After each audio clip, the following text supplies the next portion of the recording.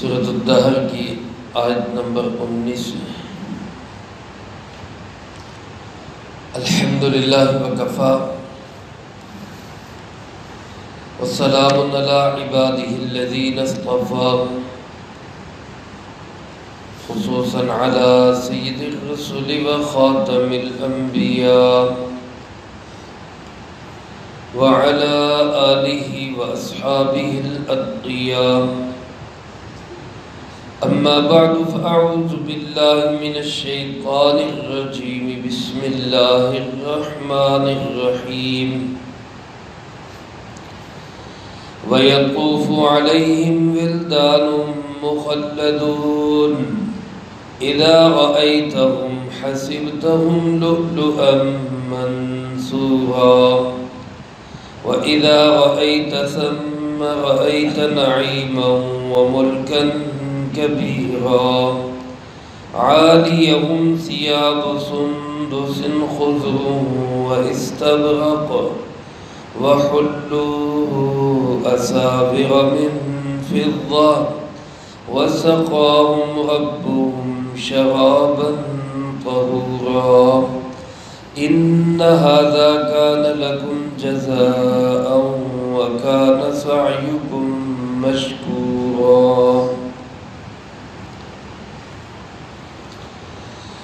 اس سے پہلی آیات مبارکہ میں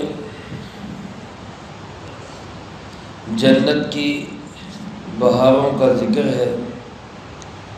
اسی سلسلے کو اللہ رب العالمین نے آگے بڑھایا ہے. میرے عزیز دوستو، یہ جنت کی نعمتیں، بہاریں اور خوشخبریاں اللہ رب العالمین نے قرآن کریم میں کئی جگہ پر بیان فرمائی ہے. مقصد ان کا یہی کہ انسان کسی طرح اللہ کی رضا والے اعمال کرنے پہ آ جائے، اپنی من مانی، من چاہی، اپنی مرضی کی زندگی چھوڑ دے اور اللہ کی مرضی کے مطابق اپنی زندگی بنا لے. اللہ کی مرضی کیا ہے؟ اللہ کی پسندیدہ زندگی کون سی ہے؟ اللہ رب العالمین کو جو زندگی پسند ہے وہ زندگی ہے جو جناب محمد کریم صلی اللہ علیہ وآلہ وسلم کی زندگی. تو آپ علیہ السلام جیسی زندگی بنانا، آپ جیسے اخلاق، آپ جیسا کردار اور آپ جیسے اعمال اور عقائد کو اختیار کرنا یقیناً وہ ممکن تو نہیں، لیکن نقش قدم پہ چلنا، پیچھے پیچھے چلنا، اتباع کی کوشش کرنا، یہ اللہ رب العالمین کو پسند ہے. اور جو ایسی زندگی گزارے گا، اللہ رب العالمین کی جنت اپنی بہاروں کو لے کر اس کا استقبال کرے گی.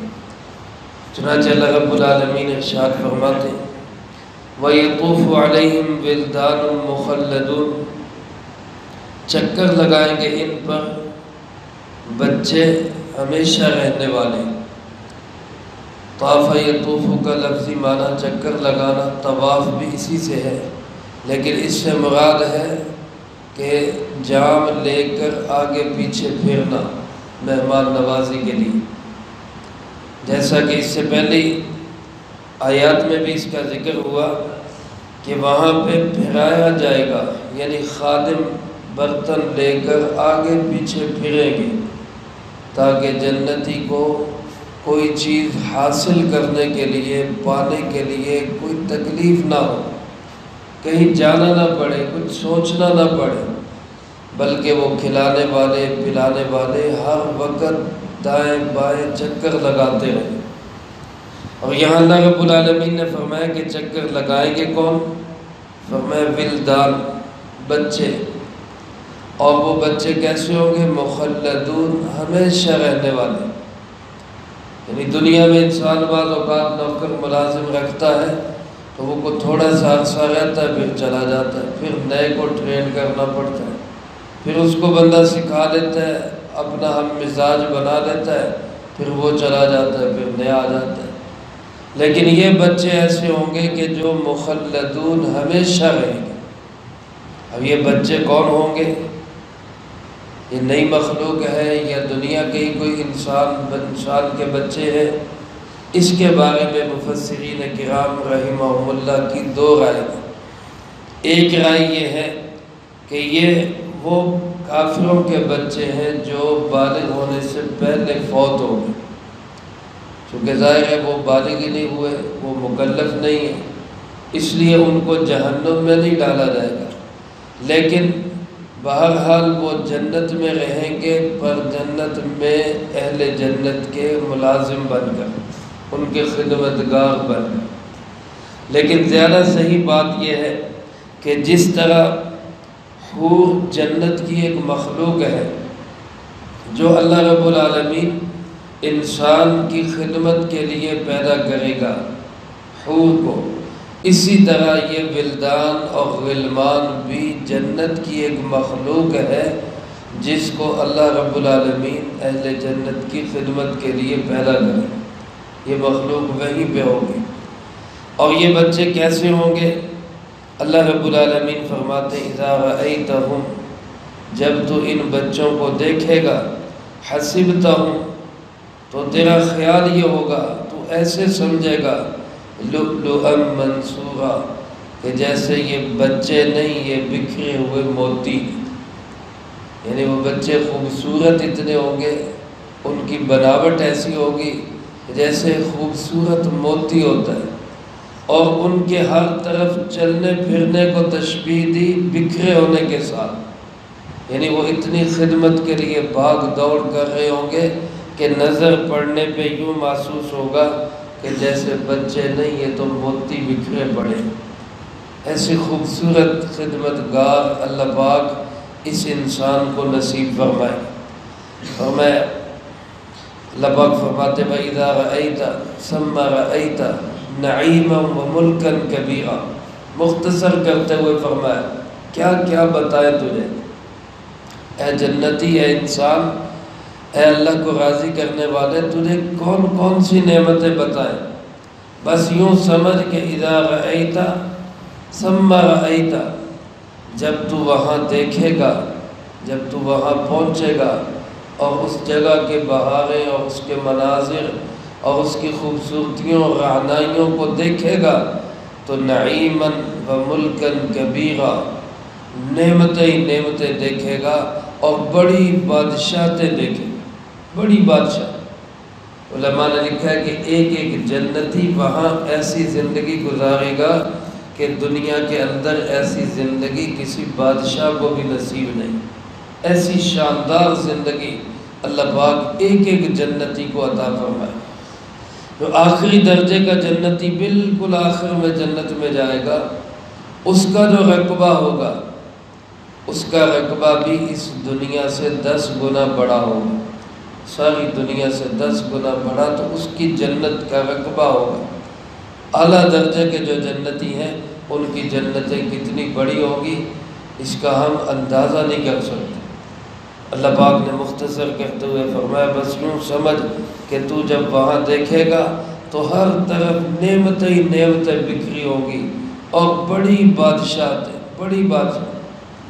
دنیا میں انسان ہر بندہ چاہتا ہے میرا آرڈر چلے، حب جاہ، حب مال، یہ 2 فتنے ہیں اس امت کے، عہدے کی محبت اور مال کی محبت۔ لیکن اگر ایک انسان یہاں دنیا کے اندر ان 2 فتنوں کو قابو کر گیا، دل میں کسی عہدے کی، کسی بڑائی کی تمنا نہ رکھی، کوئی مال کی حرص اور حوث نہ رکھی، تو اللہ رب العالمین فرماتے جنت تجھے مالا مال بھی کر دے گی، تجھے بادشاہوں جیسی زندگی بھی عطا کر دے گی، بہت بڑی نعمتیں ملے گی۔ اور پھر اللہ پاک ارشاد فرماتے ہیں ان کے کپڑے کیسے ہوں گے؟ فرمایا عالیہم ثیاب سندس خضر و استبرق، ان کے اوپر کپڑے ہوں گے سبز رنگ کا ریشمی لباس، سندس موٹے ریشم کو کہتے ہیں اور استبرق باریک ریشم کو کہتے ہیں، یعنی کبھی موٹے کپڑے کے ساتھ ریشمی کپڑا ملے گا، اور کبھی اس کا سٹف باریک ہوگا اور وہ ریشمی کپڑا ہوگا۔ میرے دوستو، یہاں دنیا کے اندر مرد کے لیے ریشمی کپڑا پہننا یہ حرام ہے، لیکن ریشم سے مراد علماء نے لکھا ہے وہ ریشم ہے جو اصل ریشم ہوتا ہے، اور اصل ریشم جو ہے وہ ریشم کے کیڑے سے نکلتا ہے۔ اللہ پاک کی شان ہے، کہیں اللہ شہد کی مکھیوں سے وہ شہد پیدا کرتا ہے جس کو فرمایا شفاء للناس، انسانوں کے لیے شفا ہے۔ کہیں ہرن کے پیٹ سے اللہ خوشبو کستوری پیدا کر رہا ہے، اس کے ناف سے کستوری کی خوشبو نکل رہی ہے، اور کہیں اللہ رب العالمین ریشم کے کیڑے سے ریشمی دھاگا پیدا کر رہا ہے۔ تو اس ریشمی کیڑے کے منہ سے جو لعاب نکلتا ہے اور وہ دھاگا بنتا ہے اور اس دھاگے سے پھر کپڑا بنتا ہے، یہ ریشم جو ہے یہ مرد کے لیے پہننا یہ حرام ہے۔ باقی یہ جو مصنوعی ریشم ہے جو مختلف قسم کے کیمیکل سے تیار کیا جاتا ہے، اس کے متعلق علماء نے لکھا ہے کہ اس کی ممانعت نہیں، یہ پہن سکتا ہے۔ لیکن بہرحال اگر ایک انسان دنیا کے اندر ریشمی کپڑے سے بچتا ہے، مرد اپنے آپ کو بچاتا ہے، اللہ فرماتے ہیں کہ جنت کے اندر یہ نعمت ملے گی کہ کبھی موٹے سٹف کا ریشم، کبھی باریک سٹف کا ریشم۔ اللہ رب العالمین وہاں جنت میں مردوں کو نصیب فرمائے، اور فرمایا وَحُلُّوا أَسَاوِرَ مِن فِضَّةٍ، اور کیا نعمت ملے گی؟ فرمایا ان کو کنگن پہنائے جائیں گے چاندی کے۔ ایک تو قرآن کریم میں بھی اور احادیث مبارکہ میں بھی ذکر ہے، کبھی چاندی کے کنگن ہوں گے، کبھی سونے کے کنگن، یہ مردوں کو پہنائے جائیں گے۔ دوسرا یہاں پہ سوال یہ ہوتا ہے کہ کنگن پہننا یہ تو کوئی مرد کی شان نہیں ہے، یہ تو مرد کے لیے عیب ہے۔ عام طور پہ مردوں کے ہاتھوں میں چوڑیاں یا کڑے یہ نہیں ہوتے۔ آج کل ہمارے بہت سارے لوگ نوجوان ہاتھوں میں کڑے پہنتے ہیں، یہ نہیں پہننے چاہیے، چاہے وہ پڑا ہو، چاہے جو ہے وہ کہیں سے ملا ہو شفا کے لیے، کیونکہ یہ کڑا پہننا یہ سکھوں کی مذہبی علامت ہے۔ ہاتھوں کے اندر کڑے کا پہننا سکھوں کی مذہبی علامت ہے، اور ہم دیکھا دیکھی جو ہے وہ ہم نے شروع کر دی کہ ہم نے بھی کڑے پہنے۔ تو مرد کے لیے کڑے کا پہننا، ہاتھوں میں کڑے پہننا یہ اچھا نہیں سمجھا جاتا، تو پھر جنت میں یہ اچھا کیسا ہوگا؟ تو علماء فرماتے کسی چیز کے اچھا یا نہ اچھا ہونے کا تعلق ہوتا ہے عرف کے ساتھ، یعنی جب وہ چیز معروف ہو جاتی ہے پھر وہی اچھی لگنے لگ جاتی۔ ایک وقت تھا ہمارے یہاں پینٹ کا اتنا رواج نہیں تھا، بلکہ بعض دفعہ ہم نے دیکھا بھی کہ پینٹ پہن کے کوئی دیہات میں جاتا تو کتے پڑ جایا کرتے۔ اب عام ہو گئی، اب کتوں کو بھی سمجھ آ گئی کہ بھئی یہ بھی پہننی ہوتی۔ اور ایک وقت تھا کہ چادر اور دھوتی جو ہے یہ عام لباس تھا، اب کوئی یہ پہن لے اور خاص طور پہ پہن کے جو ہے وہ کسی شادی کے فنکشن وغیرہ میں جائے تو لوگ کہتے ہیں ایک ہی پا کے آ گئے۔ تو معلوم ہوا کہ لباس کا تعلق عرف کے ساتھ ہے، جو چیز معروف ہو جاتی ہے وہ اچھی لگنے لگ جاتی ہے۔ تو جنتی جب جنت میں سب ہی کنگن پہنے ہوئے ہوں گے تو وہاں سب کے ہاتھوں میں کنگن اچھے لگیں گے۔ اللہ رب العالمین کسی کو چاندی کے، کسی کو سونے کے، یا کبھی چاندی کے کبھی سونے کے یہ کنگن اہل جنت کو پہنائیں گے۔ اور دنیا میں پہلے زمانے کے بادشاہ لوگ وہ ہاتھوں میں کنگن پہنا کرتے تھے، گلے میں وہ بڑے سونے کے ہار پہنا کرتے تھے۔ یہ نعمتیں اللہ رب العالمین بادشاہوں والی نعمتیں جنت میں اہل جنت کو نصیب فرمائے۔ اور آگے جو فرمائے تو کمال کی نعمت اللہ پاک ہم سب کو نصیب فرمائے۔ اللہ پاک فرماتے پھر جنتیوں کو ایک نعمت یہ ملے گی کہ وَسَقَاهُمْ رَبُّهُمْ شَرَابًا طَهُورًا، ان کا رب ان کو پاکیزہ شراب پلائے گا، اللہ پلائے گا۔ یہ تین جگہ پہ ذکر ہے شراب کا۔ ایک جگہ پہ فرمایا کہ پئیں گے، یعنی پڑی ہوئی ہوگی خود پی لیں گے۔ دوسری جگہ فرمایا پلائی جائے گی وَيُسْقَوْنَ فِيهَا، پلائی جائے گی. کون پلائے گا؟ خادم پلائے گا. اور یہ تیسرا درجہ فرمایا کہ ایسے بھی خوش نصیب ہوں گے جن کو ان کا پروردگار خود پاکیزہ شراب پلائے گا. لیکن اس کے لیے کرنا کیا ہوگا؟ یا دنیا کی اس گندی شراب سے بچنا ہوگا، یا دنیا کی گندی لذات سے بچنا ہوگا. چند منٹ کی لذت، اس سے اپنے آپ کو بچانا ہوگا اور رب کے حکم کو پورا کرنا ہوگا. جو اللہ کی چاہت کے مطابق زندگی گزار کے جائے گا، اللہ پاک فرماتے اِنَّ هَذَا كَانَ لَكُمْ جَزَاءً، یقیناً یہی تمہارا بدلہ، یقیناً یہی تمہاری جزا ہے. تم نے دنیا میں مشکل حالات میں صبر کیا، خواہشات کو توڑا، لذات نفسانی کی زندگی گزارنے کی بجائے رب چاہی زندگی گزاری. آج تمہاری جزا یہی ہے کہ تمہیں یہ بادشاہوں والی زندگی ملے.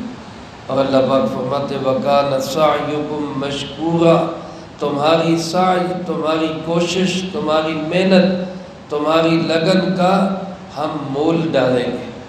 مشکور، ہم قدر کریں گے اس کی. ایسا نہیں کہ تم محنت کرتے رہو اور ہم اس کو ضائع کر دیں. ایک شخص دنیا میں سردی کے موسم میں صبح سویرے اٹھ کے ٹھنڈے پانی سے وضو کر کے مسجد میں جاتا ہے، گرمیوں کی دوپہروں میں روزے رکھتا ہے، معاملات کو صاف اور کلیئر رکھتا ہے. دوسری طرف ایک شخص آرام سے سویا ہوا، نہ روزے کی پرواہ اور رشوت اور حرام کمائی، لوگوں کے مال اور ہڑپ کر رہا ہے. کیا آخرت میں اللہ ان دونوں کو ایک جگہ کھڑا کر دے؟ کوئی بدلہ نہیں ہوگا، کوئی فرق نہیں ہوگا. اللہ پاک فرماتے نہیں، دنیا میں تم جو کرو گے ہمارے ہاں اس کی قدر کی جائے گی، ہم اس کا مول ڈالیں گے، ہم اس کا تمہیں بہترین بدلہ دیں گے. اور وہ بدلہ کیا ہے؟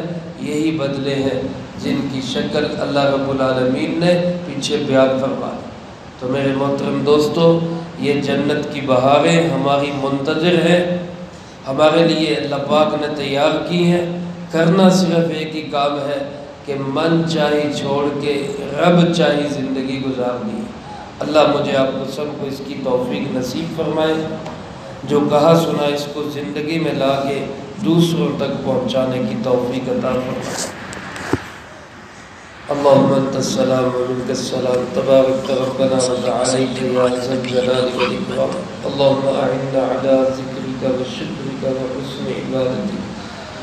اللهم احسن عاقبتنا في الامور كلها واجرنا من خزي الدنيا وعذاب الاخره. اللهم باقية كباقية الوليد. اللهم